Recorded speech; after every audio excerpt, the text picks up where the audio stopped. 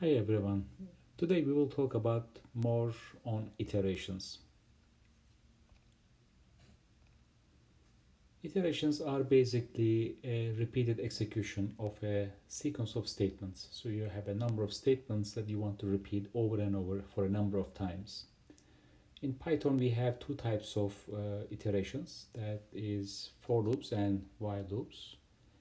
And earlier we have seen how the for loops work, and we have seen two types of those, two types of for loops. One is you take basically elements from a list, and lists are basically written with square brackets around, and you have a number of elements comma separated. And in this type of for loops, you have a loop variable, in this case for example x, and then it takes values from this list one by one in the same order from left to right. So x takes the value first 1, and then 2, and then 3, and then at the end it will take the value of 5.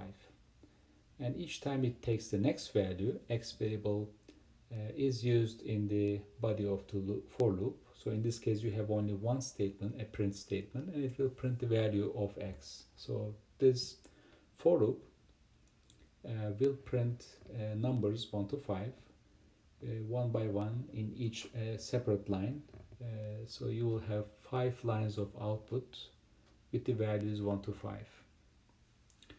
Another for loop type we have seen is the range is used to generate a number of numbers, and then in this case the range with a value 5 generates a sequence from 0 to 4, not including 5. And then each number then will be assigned to variable x for that for loop. And in the body of the for loop you have only one statement, again one print statement, and it prints the value of x plus 1. So in this example it will generate the same numbers because x is first assigned 0 and plus 1 is 1. So the first time it repeats this print statement, it will print 1, and the next time it will be 2, and the last one will be x will be 4, and 4 plus 1 is 5. So both for loops here will print numbers 1, 2, 3, 4, and 5 in separate lines. So the other type of loops or iterations is the while loops in Python.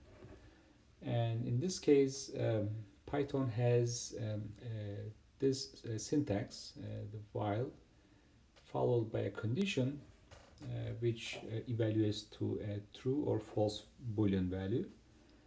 And then if it is true, then the statements underneath while loop are executed. So you can have one or more statements. And after the condition, you should have a colon.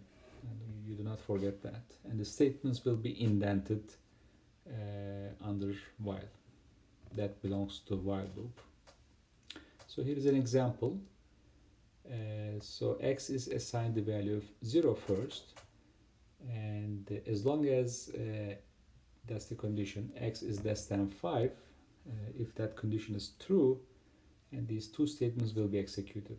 So it will print x, and then it will increase x by 1 plus equal 1, and then it will come back to the condition and then check if x is still less than 5. So as long as it is less than 5, it will print x and then increase by 1. So in this case the output will be first it will print the value of x is 0, and the next time it repeats this while loop it will be 1, x will be 1, and then 2, and then 3, and 4, and 4 will print, and then it will increase the value of x to 5 by 1, increase by 1, so that will be 5, and it will come back to the for loop checking the condition, and x is now 5, it is not less than 5, so it is false, then it will be out of the for loop and go to the next statement after while. On the right hand side, this is shown as a block diagram or flow chart. and basically the condition determines if you are repeating the for loop or not.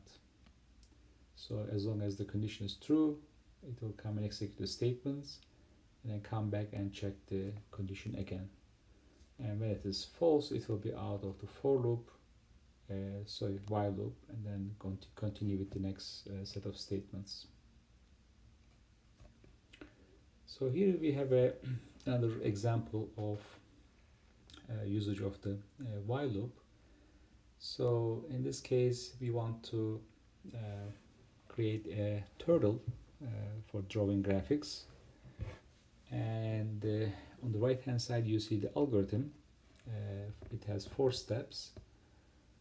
First, the turtle begins in the center of the screen to move, and then we sort of flip a coin, randomly choose whether we turn the turtle's direction to the left 90 degrees or to the right 90 degrees. So you either turn left or right 90 degrees, and then take 50 steps forward in that direction. That's the 3rd step.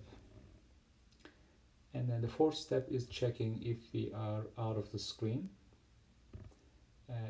If that's the case, if we are just out of the screen, then we stop. Otherwise, we go back to the step 2, that's the loop, and then repeat this. Flip the coin again, randomly choose a direction, either left or right, turn 90 degrees, and then next step is take 50 steps forward in that direction, and then check again. So this will repeat until the turtle is out of the screen. Otherwise it will just randomly walk around, either turning left or right, and then taking 50 steps in that direction. So that's the pseudo algorithm we call. So how would you implement that? So here is a Python code, or again it's a pseudo code, not a completely Python code, but similar. So you first create the window, just like in other graphics applications we have done. First we create a window and also a turtle, and then our while condition will be as long as the turtle is still in the window, so not out of the screen, it will do this. So it will generate a random number between 0 and 1.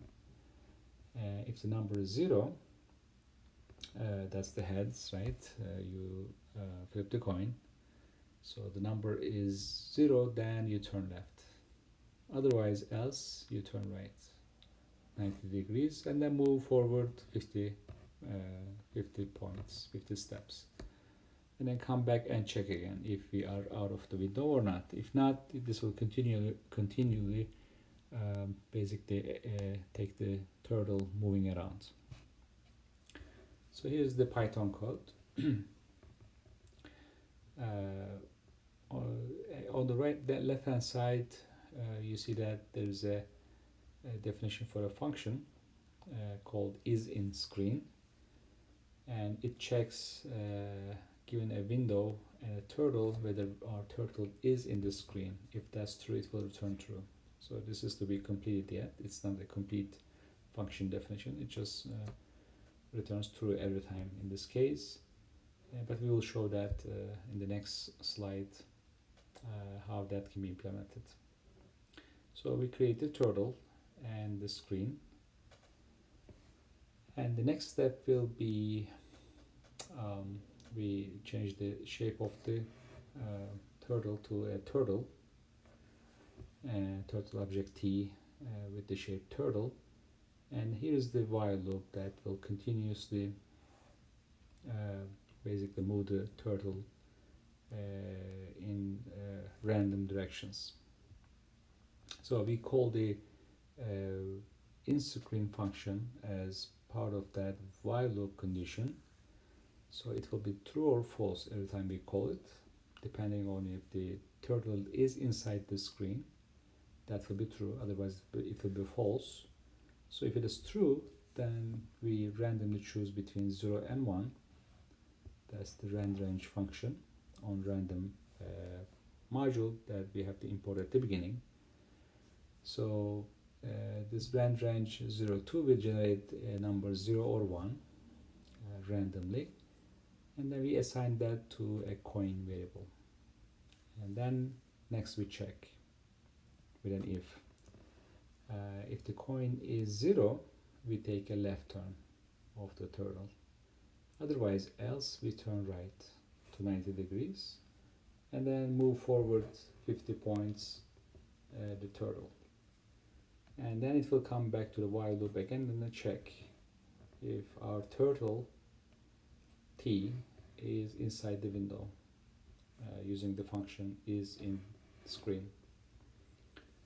So if it's true, then it will continuously do this. Flip the coin, choose between 0 and 1, and then turn either left or right, and then move forward 50 points in that direction. So at some point the turtle will be out of the screen and it will be out of the while loop, and then come to the next statement, which is you apply this exit on click function that will basically, when you click on the screen, it will close the window. So let's see how this is in screen function can be implemented. It's a little bit complex. You have to know a little bit on the turtle graphics, the other functions that it provides. So here the definition of is in screen is it takes two parameters, a window parameter and a turtle parameter. So you will check if the turtle is inside the window. So inside the window meaning that it is a rectangle shaped area. By default it has some length, height and width. So we can look at the size of the window using this window width and window height functions, and it will tell us the coordinates for the left bound and the right bound and the top bound and the bottom bound. So we calculate those using those height and width values. So calling the function window width will on window wn will return the width of the window. And similarly, if you call the window height function on the window wn, it will return the height of the window. And then you divide by 2, so this assumes that by default the center is coordinates are 0 and 0, x and y values. So the left bound will be negative of the half of the width to the top, and then the so basically the left corner will be left bound. That's the negative width divided by 2, and the top bound on the left will be, again, it will be the height divided by 2, but this time it's a positive value. So then you find these left, right, top and bottom bounds, and now we look at the coordinates of the turtle using the x-core and y-core functions. So that will return the coordinates of the turtle. By default it will start from the center, which is 0 and 0 for x and y, and basically when we call the function when the turtle moved around somewhere else, using these functions x-core and y-core, we will know where the turtle is. And now we have to check if we are within the bounds. So the next thing is these two if conditions. We'll check if the turtle's x coordinate is within the right bound and the left bound.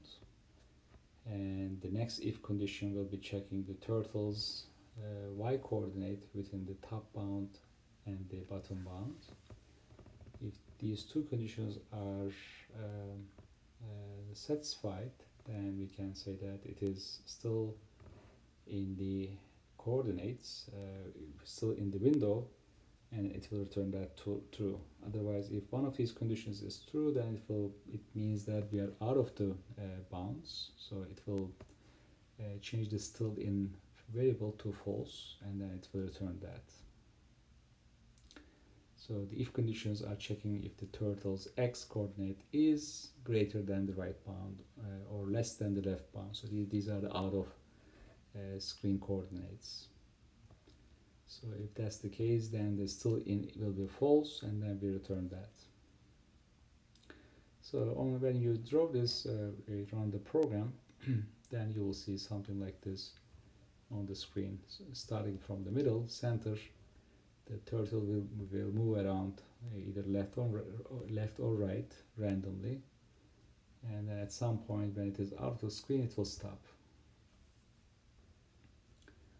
and you will see a random walk like this on the screen.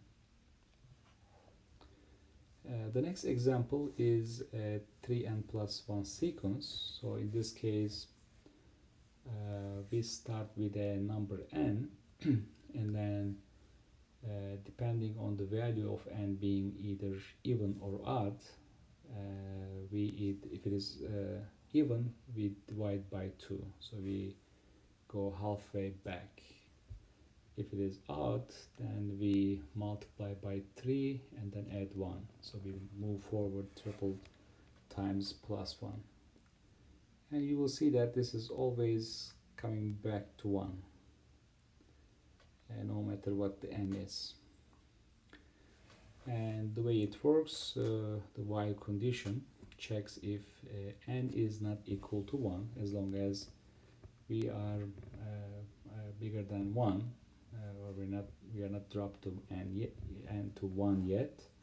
So if that's the case, we print n, and then we check if n is odd or even by checking the n divided by 2 and hit the remainder. If that's 0, that means it's even. So then we integer divide by 2, and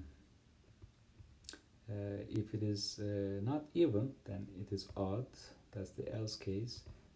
Then we go 3n+1, 3n+1, assign back to n, and this will repeat until n is 1 actually, and then it will be out, and then print 1 and then stop. So on the right hand side you see the sequence for n equal 5. So it starts with 5 and then prints 5 first. Since it is odd, it will be 3 times n plus 1, so that will be 16. Then it will go back to the while loop again, check if n is not 1, that's not the case. Then check if n is even, and that's the case for 16. Then we divide by 2, then you get 8. And then you go back and then check again, n is not 1, n is even, so divide by 2, you get 4. And then it will go back and then do the same thing, divide by 2, that's 2. And then go back again, divide by 2, then you got 1. And now n is 1, so we are out of the while loop, and then print 1. So that's how the while loop basically implements this 3n+1 sequence. So basically we have seen for n while iterations, and then as you have noticed, for loops has a number of iterations, and then you know by the design of the for loop. So it's called a definite iteration. You know how many times it will run. In the case of while loop, it is an indefinite iteration. So as long as that condition is true, you will keep running the while loop. So you have to be careful again designing your while loops. While loop should at some point stop, right? Otherwise it will be an infinite loop. And you can write something like this: while true is the truth value, one of the Boolean values, right? And it is always true. So this while loop will run forever. It will print forever as long as the computer is running.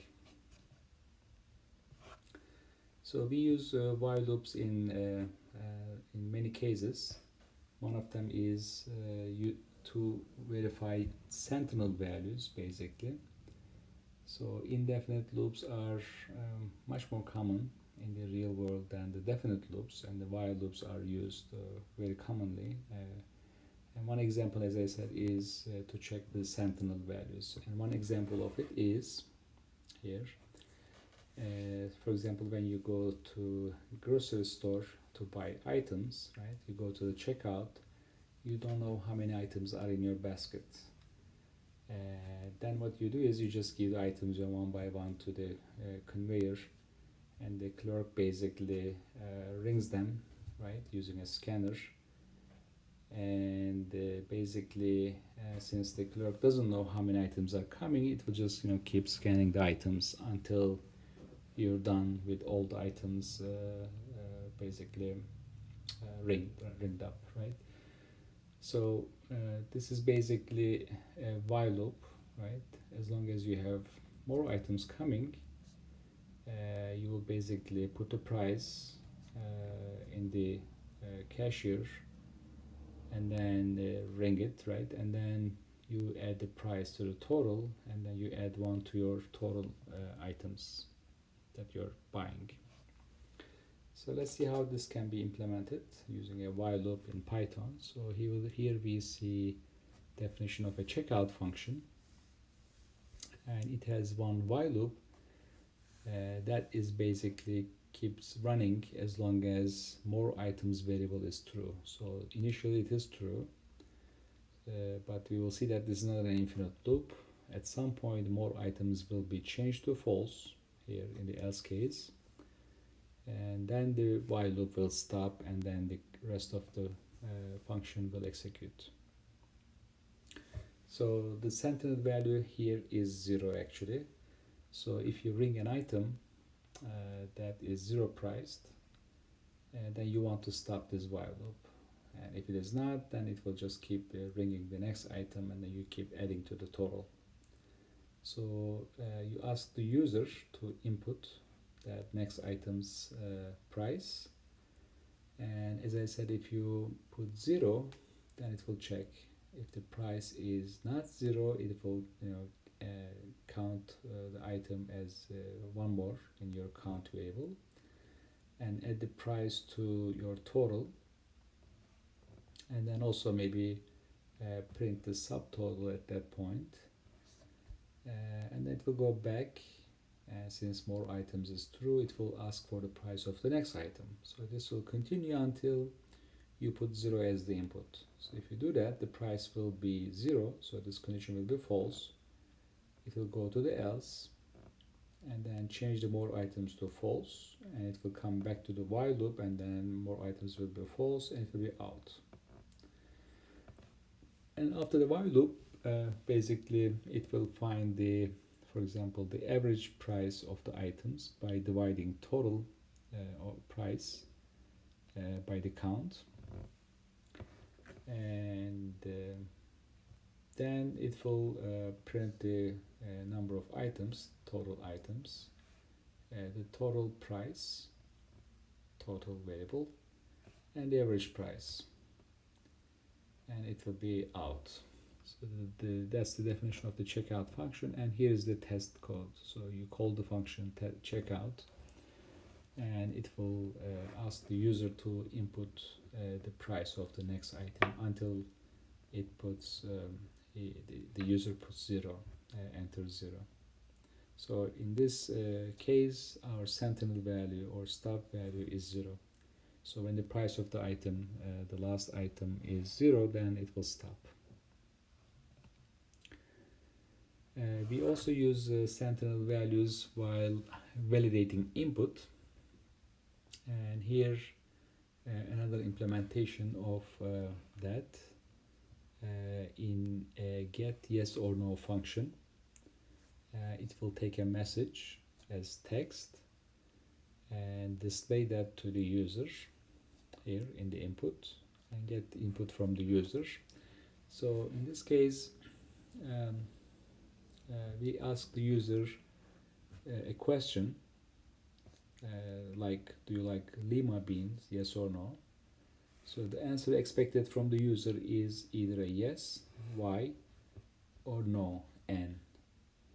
and the input, if the input is other than y or n, it will basically ask the user to input the answer again. It will say, please enter y for yes, n for no. If so, in this case, the sentinel value is either a yes or no, or no. So unless one of these is entered, this while loop will not stop until you get a valid input. So the valid input at the beginning is false. We assume that there's no valid input yet. So not valid input means it's true. So this while loop will continuously run until the sentinel value is entered, which is either y or n. So if that is entered, then the valid input will be true, and we know the answer, and we return that at the end. So it will go back to the while loop first, and not valid input will be false, because not true is false, and it will be out of the while loop and then return the answer. And the program calling the get yes or no function will get that result, and then here it will assign it to response variable, and then it will print the next thing, which is checks if the response is y. It will say great, they are healthy. For the question, do you like lima beans? If it is no, it will be too bad. If cooked right, they are quite tasty. So here we are seeing that validating input could be done using a sentinel value checking. And the next thing we will talk about is how you can print a nicely formatted table. That is part of how you print variables and expressions. And then if you want to align some data in the same column, like you see on the right, for example, you have the first column is the value of n, the first variable, and the second column is 2 to n. If you don't align them, it will be next to each other, and it will be difficult to see the table. So here, to align them in the same column, since we don't know the length of the n value, it could be 1 digit, 2 digit, later it will be 3 digit. We basically use these in between these two columns. We print tab characters. Tab character basically leaves up to 8 spaces, and you can also configure that in your computer to a less number of spaces. Usually it's 4, and then it will leave up to 4 spaces in between these two values, n and 2 to n. And here again, when we're printing in a for loop, we print x first. That's the value of n coming from this range up to 13, right? 0 to 12.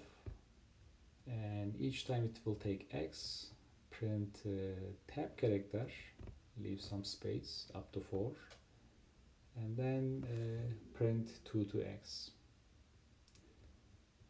So this will print from 0 to 12 the numbers n, and for each it will print the 2 to n value. So \t here allows you to leave some space if you printed like 2 digits, and you should also forget that in the print statements, print functions, comma leaves a space. So you can have as many items as you want, and you can separate them using comma, and each comma basically leaves one space. After that one space, let's say after x, depending on the value of x, if it is like 2 digits, it will leave one space plus the tab, which is like 4 spaces, up to 4 spaces. So if you took like 2 spaces, let's say for 0, x is 0, it will be 1 digit, After that, comma will be one space, so you have already advanced to the right 2 digits or two characters, and then 2 more will be added for the backslash t, which is the tab character, and then it will leave one more space for another comma, and then it will print the number 2 to x. So that's how the spacing between two columns can be done using a tab character. So tab character is one of those special characters because of the backspace. Backspace is an escape character for many programming languages. So just like in Python. So backslash t prints a tab character, backslash n prints a new line character, so it will skip to the next line, and backslash actually prints the backspace character itself. Just one backspace will be on the screen if you print with backslash. So you have to print, for example, quotation backslash, and this will print just one single backslash. Because if you use just one backslash, that's an escape character, and it expects either a tab or a new line or something else. There could be other escape characters. So to be able to print backslash itself, you need two of them. And that's the end of the this chapter, and the assignments will be on the website Blackboard, and we will see you in the next lecture.